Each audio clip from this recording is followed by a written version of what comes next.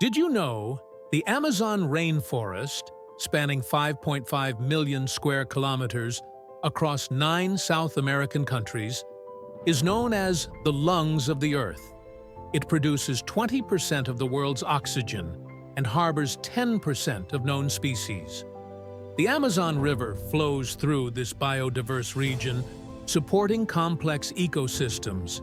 However, deforestation from logging, agriculture, and mining threatens this important area.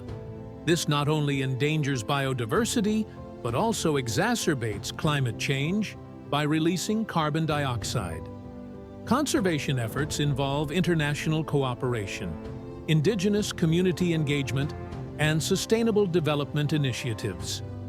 Protecting the Amazon is crucial for the health of our planet.